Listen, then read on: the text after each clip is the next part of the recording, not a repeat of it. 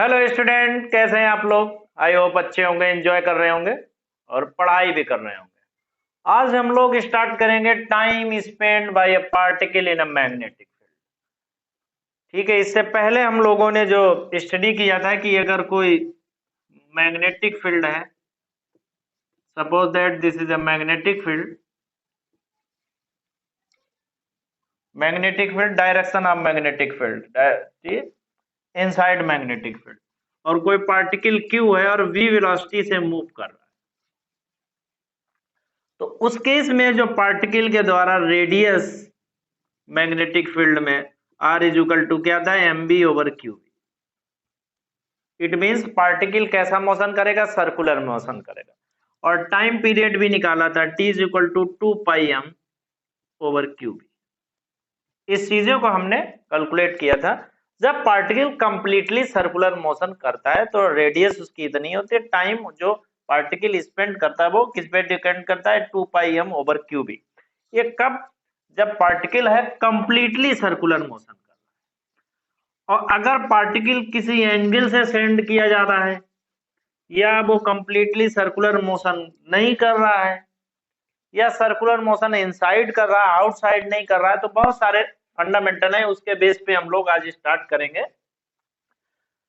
तो my self doctor Arvind पाल, आपका अपना प्यारा सा चैनल फिजिक्स क्लासेस को लाइक करें, शेयर करें, सब्सक्राइब करें अगर अच्छा लगे तो। ठीक है, तो मान लिया ये हमारे पास मैग्नेटिक फील्ड है, this is the magnetic field, ये मैग्नेटिक फील्ड। अब यहां पर कोई पार्टिकल जिसपे चार्ज प्लस क्यू है, उसका मास m है, थीटा एंगल से मैग्नेटिक फील्ड में v वेलोसिटी से इंसर्ट किया जाता है। कितने एंगल से, v वेलोसिटी से, और ये एंगल जो है वो कितना बनाता है, थीटा एंगल बनाता है। ये थीटा एंगल से इस मैग्नेटिक फील्ड में इंसर्ट किया जाता है। ठीक है, v वेलोसिटी। तो पहले तो हम इससे फोर्स निकाल लें, फोर्स की डायरेक्शन से ही हम पता कर सकते हैं कि पार्टिकल किस डायरेक्शन में जाएगा। तो ये जो फिंगर है हमारी मैग्नेटिक फील्ड की डायरेक्शन को बताती है, और जो थंब है वो पार्टिकल की वेलोसिटी की, और जो हमारी हथेली है जिसे पाम बोलते हैं, it tell about the direction of force. तो हमने क्या किया कि उंगली को मैग्नेटिक फील्ड की रखा, ये पार्टिकल v वेलोसिटी से मूव कर रहा है। तो अगर हम देखें तो फोर्स किस डायरेक्शन में लग रहा है, इस डायरेक्शन में लग रहा है। तो फोर्स कहां लग रहा है, दिस अप्लाई द फोर्स। तो ये फोर्स क्या करेगा, पार्टिकल को टर्न करने की कोशिश करेगा। किस डायरेक्शन में, यहां से अंदर नहीं जाने देगा, वो क्या करेगा, इस डायरेक्शन में इसे टर्न करेगा। तो इसका मोशन की अगर हम बात करें तो इस टाइप का कुछ मोशन, ठीक है, इस टाइप का। और एक चीज यहां पे याद रखें, अगर थीटा एंगल से इंसिडेंट किया तो थीटा एंगल से भी आउट होगा, जिस एंगल से इंसिडेंट होगा उसी एंगल से आउट। ठीक है भाई। तो अगर हम आपसे कहें कि इसकी रेडियस कहां होगी, रेडियस इनसाइड होगी कि आउटसाइड होगी। अगर इसकी सेंटर की बात करें, अगर इस सेमी सर्कल की जो भी बन रहा है, तो इसका सेंटर कहां होगा, सेंटर इसका आउटसाइड, आउटसाइड यहां कहीं होगा, इनसाइड तो नहीं हो सकता है ना, आउटसाइड सेंटर होगा। तो मान लिया इसकी जो रेडियस है वो यहाँ पे ये सेंटर है, और सेंटर से इस पॉइंट को अगर मिलाते हैं और इस पॉइंट को मिलाते हैं, मान लिया ये इसकी रेडियस आर। ठीक है, इसकी क्या है, रेडियस आर। तो फोर्स यहां पर भी लगेगा, ये फोर्स इधर भी लगेगा, और इसको हम इसको मिला सकते हैं, ये हम बताना चाहते हैं। ठीक है, ये फोर्स ये v वेलोसिटी से मूव,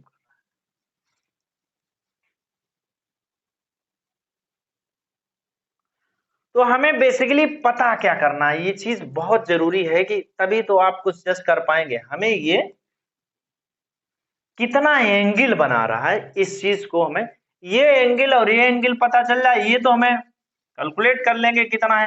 तो ये एंगल अगर पता चल जाए तो फिर हम चीजों को बना सकते हैं। डायरेक्ट तो हम लिख सकें कि एंगल थीटा है समथिंग, तो यहां समझने की कोशिश करो। ये सेमी सर्किल है, पार्टिकल v वेलोसिटी से मूव कर रहा है, ठीक है। ये यहां से थीटा एंगल बना रहा है। कितना एंगल बना रहा है? ये थीटा बना रहा है।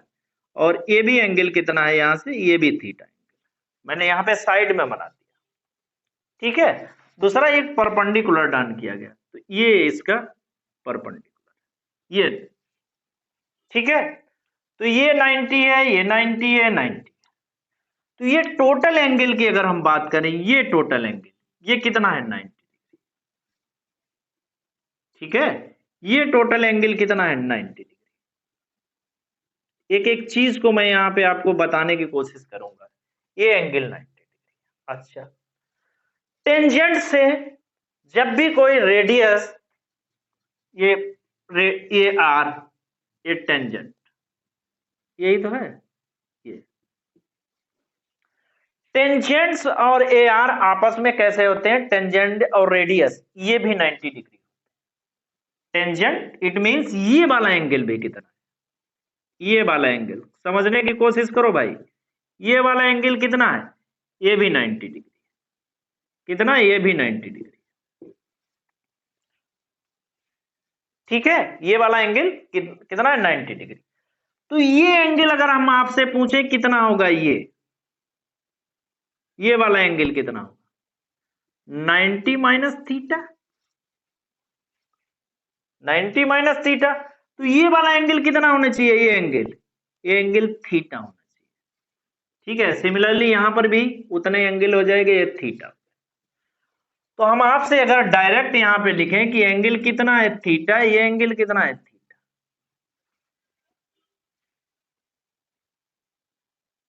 ठीक है भाई। एंगल कितना? ये कितना? तो देखो जो टेंजेंट है और जो रेडियस वो भी 90 डिग्री है। ये एंगल थीटा बनाते हैं, ये 90 डिग्री है। तो यहां से ये बेसिकली समझ में आया कि ये एंगल थीटा, ये एंगल थीटा। और रेडियस कितनी, इसने कितनी रेडियस, कितना एंगल इसने कवर किया? ये एंगल कवर किया। टोटल कितना होता है? अगर कंप्लीट सर्किल होता है तो कितने का होता है? 2 पाई का। इसने इतना कवर किया। इतना कितना हो गया? पाई माइनस 2 थीटा। ये एंगल कितना हुआ? पाई माइनस 2 थीटा। इसको नोट कर लो या इसको यहां से समझ लो, जो भी आपको उचित लगे, ठीक है। इसको मिटा देते हैं। We know that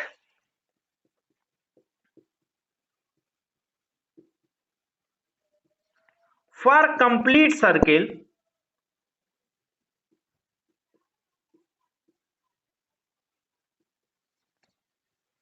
complete circle के लिए क्या फार्मूला है?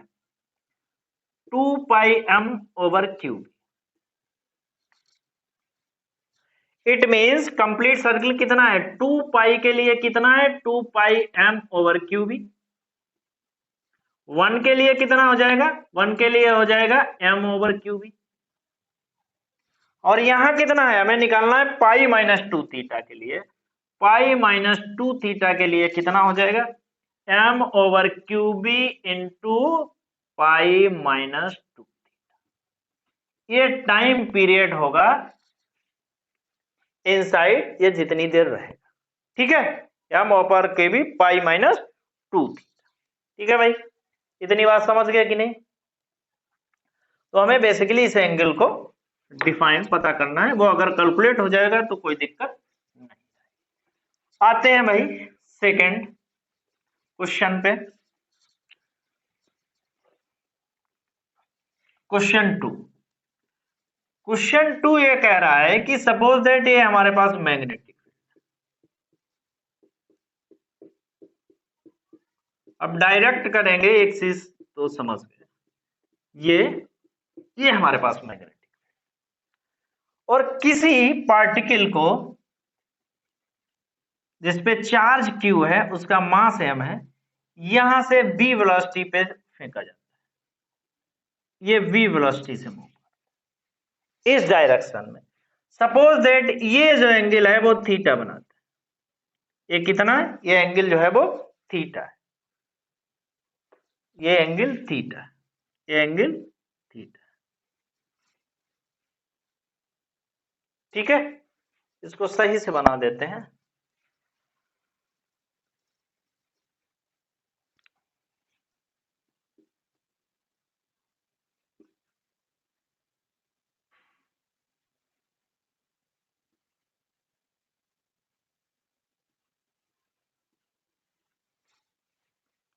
ठीक है, ये v वेलोसिटी से पार्टिकल है और मैग्नेटिक फील्ड कितनी है, परपेंडिकुलर। तो हम क्या करें, फिंगर को रखें मैग्नेटिक फील्ड की डायरेक्शन में, और जो वोल्टेज की सॉरी वेलोसिटी की डायरेक्शन है उसमें हम थंब को रखें और फोर्स को पता करें। तो ये तो मैग्नेटिक फील्ड होगा, ये तो फोर्स की तो डायरेक्शन में रख रहा है, इस डायरेक्शन में, यही तो हो ना, ये मैग्नेटिक फील्ड होगा, ये फोर्स होगा। तो फोर्स इधर क्या करेगा, ये इधर लगेगा फोर्स। तो इसकी डायरेक्शन क्या हो जाएगी, इसकी डायरेक्शन की अगर हम बात करें तो पार्टिकल का नेचर कुछ इस टाइप का हो जाएगा। तो Q चार्ज का पार्टिकल जिसका मास है हमें v वेलोसिटी से इस डायरेक्शन में इंसिडेंट किया, तो हमने क्या किया, फिंगर की हेल्प से, फिंगर की जो क्या होती है मैग्नेटिक फील्ड की डायरेक्शन बदलती है, मैग्नेटिक फील्ड की ये डायरेक्शन और जो ये थंब है वो वेलोसिटी की डायरेक्शन, तो फोर्स किधर लगेगा, इधर। तो ये फोर्स क्या कर रहा है, इस पार्टिकल को, जो ये फोर्स लग रहा है वो इस पार्टिकल को, ठीक है, सर्कुलर मोशन में ट्राई कर रहा है करने को। ठीक है,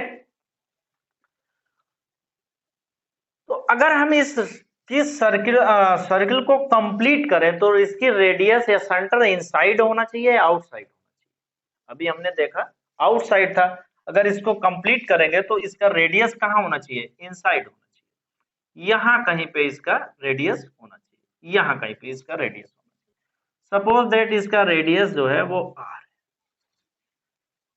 ठीक है, ये क्या है, r रेडियस है, ये r मान लिया इसकी रेडियस, ये रेडियस।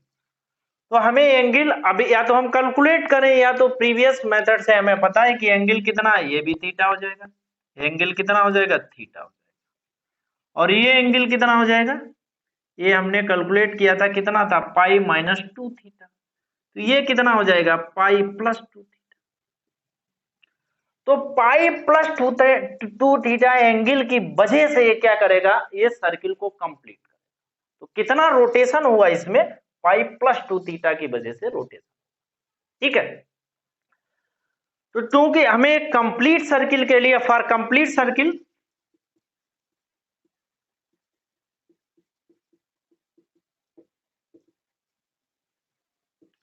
टाइम पीरियड कितना है, 2 pi m over Q B, और कंप्लीट सर्किल कितना बोलते हैं, 2 पाई, 2 पाई की वजह से पे 2 pi m over Q B,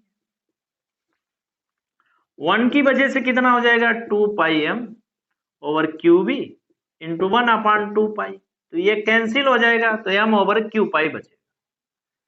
अब हमें कितना निकालना है, पाई प्लस 2 थीटा की वजह से कितना हो जाएगा, ये हो जाएगा M over Q B into pi plus 2 theta. ठीक है, ये आपका आंसर आ जाएगा। इतने टाइम इंटरवल तक पार्टिकल कहां रहेगा, मैग्नेटिक फील्ड में रहेगा। Magnetic field time spend by particle कितना टाइम स्पेंड होगा, M over Q B pi plus 2। ठीक है, तो बताओ, दोबारा मैं समझा देता हूं कि ये हमारा सेमी सर्किल है, यही तो है,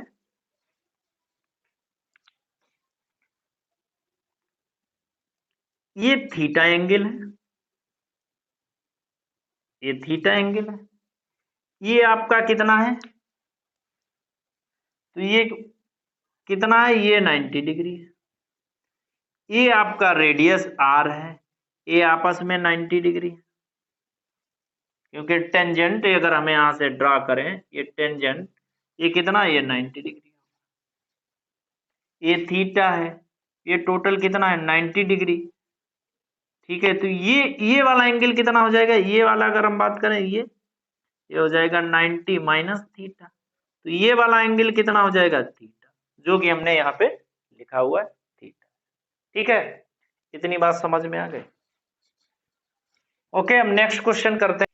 अब कह रहे हैं कि माइनस क्यू चार्ज का कोई पार्टिकल है जिसका मास m है, theta is equal to 45 degree पे मैग्नेटिक फील्ड में फेंका गया, इंसर्ट कर दिया गया, तो कितने टाइम इंटरवल तक वो मैग्नेटिक फील्ड में रहेगा, ये आपको बात कैलकुलेट करके बतानी है। ठीक है, तो वैसे तो हम अगर पूछा जाए कि माइनस प्लस, तो थीटा की वैल्यू हमने निकाली है, उसमें पुट करते हैं, बट यहाँ पर कुछ समझने की कोशिश करते हैं। ये मैग्नेटिक फील्ड है, ये एंगल थीटा है, ये हमारी क्या है, मैग्नेटिक फील्ड की डायरेक्शन, ये थीटा एंगल, ये v वेलोसिटी से मूव कर रहा है। पार्टिकल की जो मूविंग वेलोसिटी है वो कितनी है, v वेलोसिटी से पार्टिकल जो है वो मूव कर रहा है। अच्छा,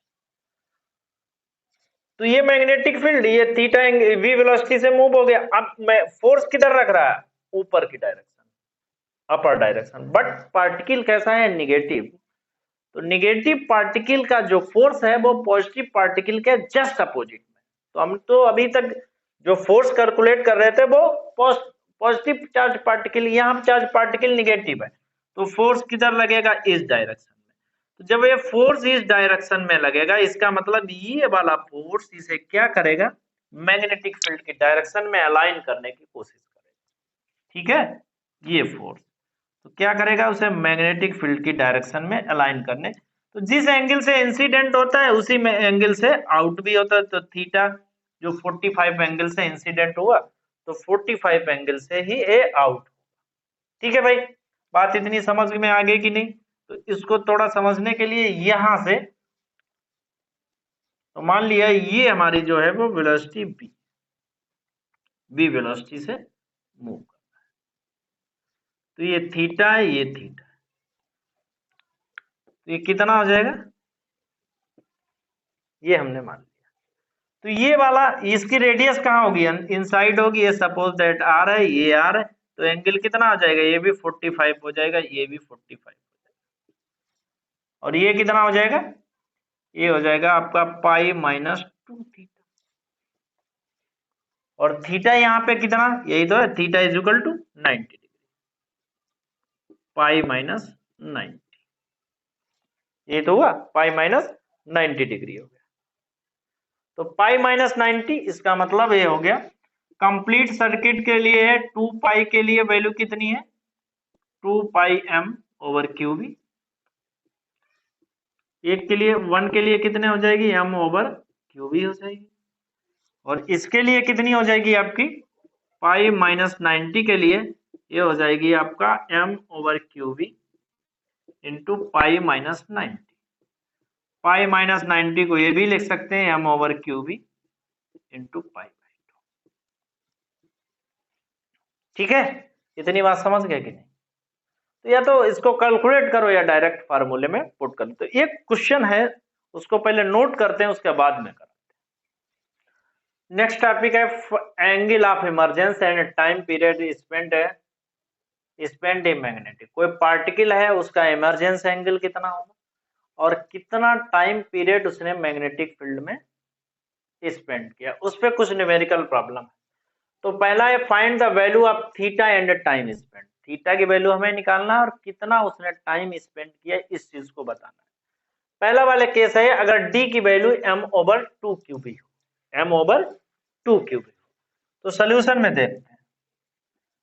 हे यार, d इज इक्वल टू कितना है, m over 2 cube, d a distance है, and r is equal to कितना होता है, r इज इक्वल टू होता है mb ओवर क्यूब,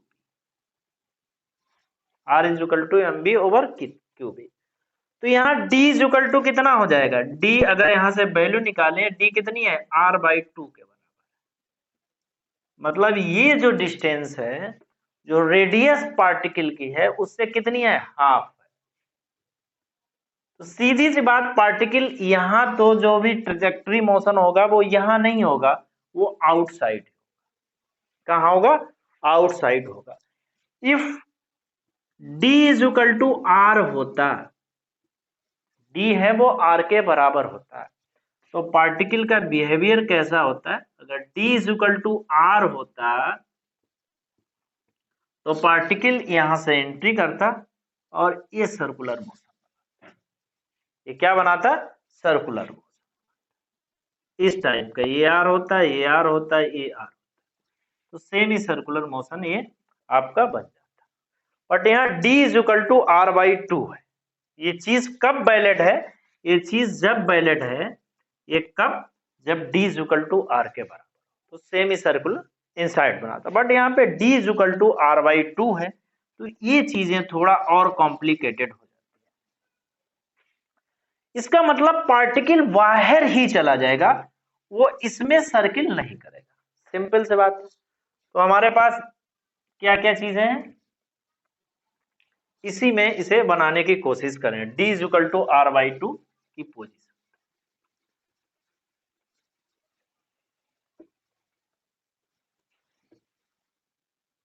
तो ये पोजीशन है, ये है और ये प्लस क्यू चार्ज है जिसका मास है, उसने एंट्री मारी, कोई दिक्कत नहीं, उसने क्या की, यहां से एंट्री मारी और कहां चला गया, बाहर चला गया।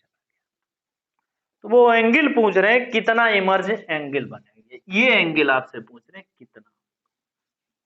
ये पार्टिकल v वेलोसिटी से मूव, कोई प्लस क्यू चार्ज, और क्यों बाहर चला गया, क्योंकि t है वो r बाई टू से हाफ है, ठीक है। तो वो पार्टिकल टर्न ही नहीं हो पाएगा, इनसाइड नहीं, वो मैग्नेटिक फील्ड के बाहर चला जाएगा। इतनी बात समझ में आ गई कि नहीं?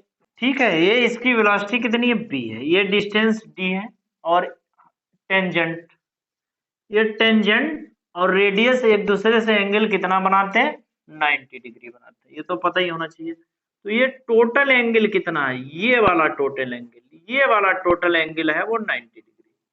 तो ये वाला कितना हो जाएगा, 90 माइनस थीटा,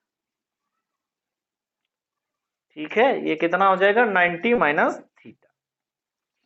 क्योंकि sine theta is equal to, यहाँ पे वैल्यू कितनी हो जाएगी, ये एंगल कितना हो जाएगा, ये 90 माइनस थीटा, ये 90 है, तो ये कितना होना चाहिए, ये थीटा होना चाहिए। जहां तक मुझे आइडिया लग रहा है, ये एंगल कितना होना चाहिए, थीटा होना चाहिए। Sine theta is equal to कितना होता है, डी बाई आर, और यहां डी कितना है, डी है आपका R by two into R, तो कितना हो जाएगा, 1/2। तो थीटा इज इक्वल टू कितना हो जाएगा, साइन इनवर्स 1/2, ये हो जाएगा 30 डिग्री, जिसको लिखते हैं पाई बाई 6, ठीक है। तो 2 पाई के लिए कितना रहता है, ये रहता है 2 पाई m ओवर क्यू, ये तो टाइम पीरियड होता है इसके लिए। तो 1 के लिए कितना हो जाएगा, m ओवर क्यू भी, और पाई बाई 6 के लिए कितना हो जाएगा, m over Q B into pi by 6। ये इतने टाइम पीरियड तक ये पार्टिकल है वो मैग्नेटिक फील्ड में रहेगा, ठीक है। इतनी बात समझ गए, m over Q B into pi by 6 time period तक ये इसमें रहेगा। अब आते हैं सेकेंड वाले केस में, केस सेकेंड लेते हैं। ये तो हो गया पहला सेकेंड। सेकेंड में कह रहा है कि d इज इक्वल टू क्या है, m ओवर क्यू बी, और कितना होता है आपका, r इज इक्वल टू होता है m b ओवर क्यू। इसका मतलब यहाँ पे d is equal to r के बराबर है, d is equal to r के बराबर है। अगर एंगल बनाए sine theta is equal to d by R, तो r बाई आर, ये कितना हो जाएगा, 1। तो थीटा इज इक्वल टू कितना हो जाएगा, पाई बाई 2, थीटा की वैल्यू कितनी होगी, पाई बाई 2, ठीक है। तो 2 पाई में ये कितना रहता है, 2 पाई में ये रहता है आपका 2 पाई m, क्योंकि कंप्लीट सर्किल कितना रहता है, अपॉन क्यू बी।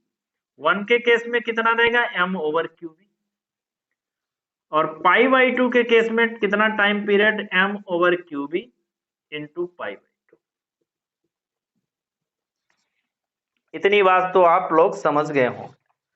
इसकी बात करें कि इसकी ट्रेजेक्टरी कैसी हो, तो एक तो ये था, और जब d is equal to R है, जस्ट ये d और किसके बराबर है, r के बराबर है, तो ये पार्टिकल यहां से जाएगा और यूं जस्ट चला जाएगा। कितना एंगल बनाएगा, अब देखो ये पार्टिकल वापस होके इस रीजन में नहीं आएगा। क्यों नहीं रीजन में आएगा? कि अगर ये इससे थोड़ा सा बड़ा होता है, क्योंकि 90 डिग्री पार्टिकल यहां से गया और पार्टिकल कहां चला गया? यहां चला गया। पार्टिकल वापस होके इस रीजन में नहीं आया। तो अगर यहां से एंगल की हम बात करें, ये कितना है? 90 डिग्री। ये अगर थोड़ा और ज्यादा होता तो पार्टिकल वापस होके ऐसे आता, तो पार्टिकल वापस होके नहीं आया। ठीक है, ये कितना हो जाएगा? If D is greater than R, तब तो पार्टिकल वापस होके इस रीजन में आता, अदरवाइज पार्टिकल वापस होके इस रीजन में नहीं आता। थर्ड वाले केस में देखते हैं क्या होता है। थर्ड वाला केस कह रहा है D is equal to 2mb over cube and R is equal to कितना होता है? mb over cube. ठीक है, तो यहां पे कितना हो जाएगा? D is equal to 2 into R। D कितना है? जस्ट डबल है 2R।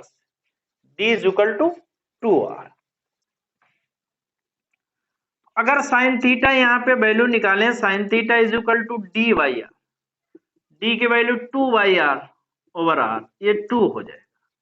साइन थीटा की कोई 2 वैल्यू होती नहीं है, तो विच इज नॉट पॉसिबल। क्या नहीं है? Which is not possible.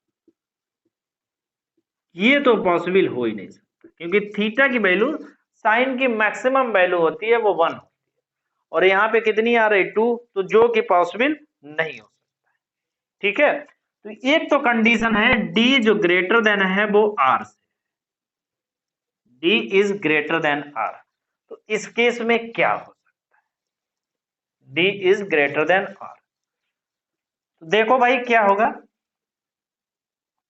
एक तो ये था बाउंड्री कंडीशन, दूसरी ये कंडीशन, और ये मैग्नेटिक फील्ड।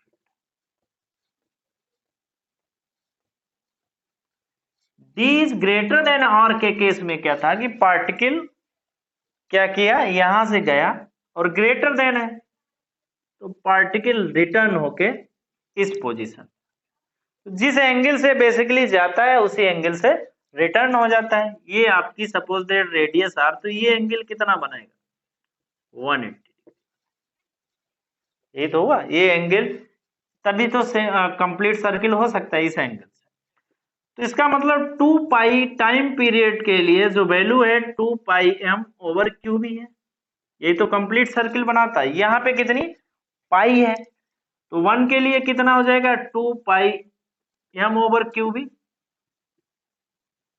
और पाई वाले केस में कितना हो जाएगा? एम ओवर क्यू भी इंटू पाई। ये इसका आंसर होगा। ठीक है, तो आपको देखना पड़ेगा, ये इस टाइप के क्वेश्चन जनरली जेईई या नीट में आते हैं, और नॉर्मल एग्जाम में तो ये इस टाइप के क्वेश्चन पूछे नहीं जाते। आइए देखते हैं, बहुत अच्छा क्वेश्चन है और बहुत इंपॉर्टेंट क्वेश्चन है। ये रीजन फर्स्ट है, रीजन सेकेंड है, रीजन थर्ड। ठीक है, magnetic field perpendicular to the plane of paper inside. कोई पार्टिकल जिसपे चार्ज प्लस क्यू है, उसका मास है v वेलोसिटी से मूव कर रहा है, और फर्स्ट रीजन से कहा जा रहा है? सेकेंड रीजन में दिखाया गया, और हो सकता है सेकेंड रीजन में जाए, हो सकता है थर्ड रीजन में जाए। क्वेश्चन पढ़ के हमें पता करना पड़ेगा कि हमसे क्या पूछ रहा है। तो पहला कह रहा है फर्स्ट वाले पार्ट में, choose the correct choice. Correct choice कौन सी है? तो पहले particle enter region second, third. Particle third region में एंटर करता है, मतलब यहां से यहां पार्टिकल में आता है, उसकी क्या कंडीशन होगी? Only if its velocity b is greater then QLB by m। ये जब भी पॉसिबल है जबकि उसकी velocity b is equal to QLB by m है। तो ये करेक्ट है कि नहीं, ये चेक करना पड़ेगा। या वेलोसिटी उसकी लेस देन है, तब वो पार्टिकल थर्ड रीजन में पहुंचेगा। ठीक है, तो हमें चेक करना पड़ेगा कि ये सही है, बी सही। सेकेंड है path length of particle in the region second. Second की रीजन में path length of particle is maximum when b QL by m है, तो उस केस में उसकी लेंथ क्या है? और थर्ड है the time spend in region second is same for the any v value as long as the particle return to the first, किसी भी वैल्यू पे, और उसके बाद में कह रहा है कि पार्टिकल है वो किस रीजन में रिटर्न हो जाए, फर्स्ट रीजन में रिटर्न। तो यहां पे हम इसको बनाने की कोशिश करते हैं। क्या ये मान लिया, ये कौन सा रीजन है, ये रीजन हमारा सेकेंड, वन बाय वन हम सॉल्व करते हैं। तो ये रीजन हमारा सेकेंड है, ये रीजन है वो थर्ड है, ये रीजन सेकेंड है, ये रीजन फर्स्ट है। यहां से कोई पार्टिकल एंटर करता है v वेलोसिटी से, कोई पार्टिकल जिस पे चार्ज q है m है, v वेलोसिटी से मूव करता है, ये ठीक है, ये v वेलोसिटी से मूव करता है पार्टिकल, कोई बात नहीं। अच्छा, हमारी प्रीवियस नॉलेज के हिसाब से ये कह रहा है कि ये थर्ड रीजन में जब ये एंटर करेगा जब r is greater than l, r अगर l से बड़ा है तब तो ये थर्ड रीजन में एंटर करेगा, अदरवाइज ये थर्ड रीजन में एंटर नहीं करेगा। ठीक है, the particle enters in third region if r is greater, radius है वो लेंथ से बड़ी होनी चाहिए, रेडियस है, the particle enter region third only if its velocity, अब यहाँ पे वेलोसिटी दी है तो उसको कोशिश करेंगे, तो हम क्या लिख सकते हैं, mb upon qb is greater than, r तो यही आता है, r is equal to mb upon qb is greater than l। It means ये क्या कह रहा है कि b is greater than q vl over m, ये वाली कंडीशन सेटिस्फाई। रेडियस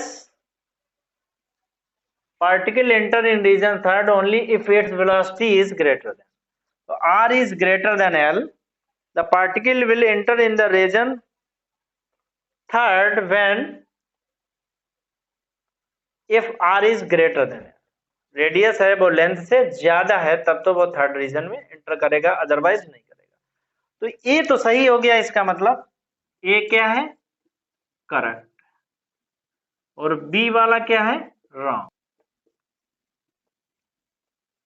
ये करेक्ट है और बी रॉन्ग है। ठीक है, तो पहला दूसरा ये आपके सॉल्व। अब आते हैं थर्ड, थर्ड पे क्या कह रहा है,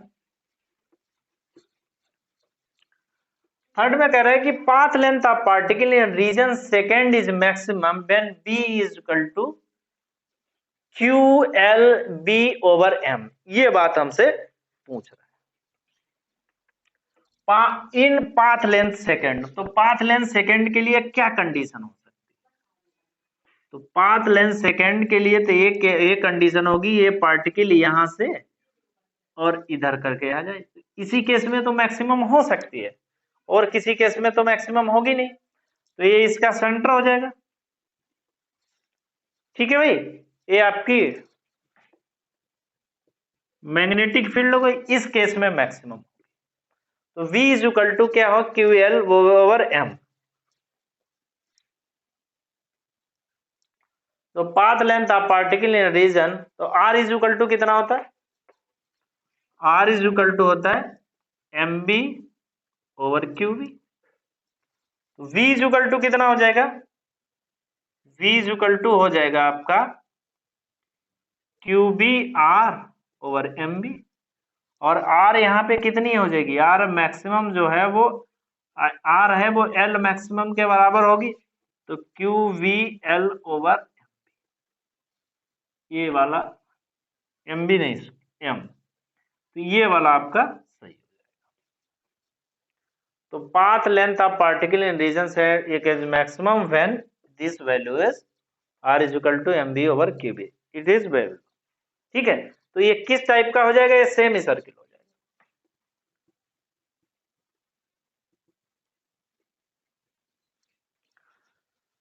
थर्ड कह रहे हैं कि टाइम स्पेंड कितना होगा जब ये सेमी सर्किल बनाएगा, ये सेमी सर्किल बनाएगा तो एंगल ये कितना हो जाएगा 180 डिग्री, यही तो है, एंगल कितना हो जाएगा 180 डिग्री। तो टाइम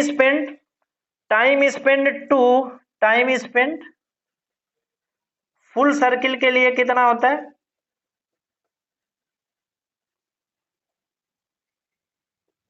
होता है 2 पाई m ओवर क्यूब, यही तो होता है। इसका मतलब 2 पाई के लिए कितना है, 2 पाई m ओवर क्यूब। 1 के लिए कितना हो जाएगा m ओवर क्यूब।